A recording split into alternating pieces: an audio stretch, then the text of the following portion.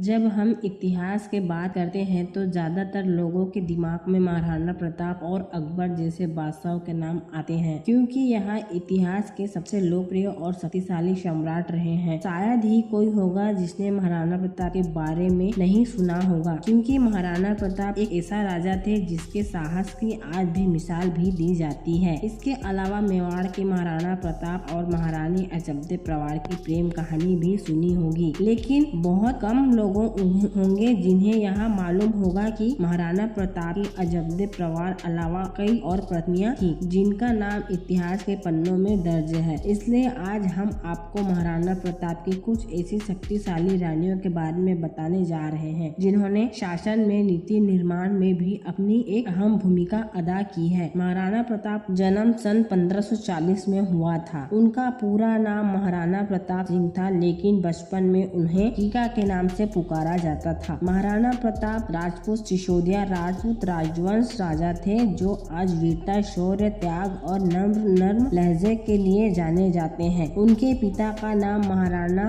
उदय सिंह और माता का नाम महारानी जयवंता बाई था। इस विषय को लेकर मतभेद है कि महाराणा प्रताप की आखिर कितनी रानियां यानी पत्नियां थी, लेकिन कई इतिहासकारों का मानना है कि महाराणा प्रताप की 11 पत्नियां थी, जिनमें से महारानी अजबदे परिवार उनकी सबसे पसंदीदा पत्नी थी। कई इतिहासकार यह भी कहते हैं कि महाराणा प्रताप के 17 बेटे और 5 बेटियां थी। इसके अलावा इतिहास में यह भी मिलता है कि महाराणा प्रताप के महारानी अजबदे परिवार से ही प्रेम किया था, लेकिन बाकी उनकी सभी शादियां राजनीतिक गठबंधन थी। इतिहास के अनुसार महारानी अजबदे परिवार महाराणा प्रताप की पहली और सबसे प्रिय पत्नी थी। आपकी जानकारी के लिए बता दें कि अजबदे सिसोदिया के एक परिवार में पैदा हुई थी। उनके पिता का नाम राव मामा सिंह था और उनकी माता का नाम हंसाबाई था। कहा जाता है कि अजबदे बेहद कोमल हृदय और साहसी लड़की थी, जो हमेशा से महाराणा प्रताप के प्रति वफादार रही है। फूल कुंवर राठौर प्रथम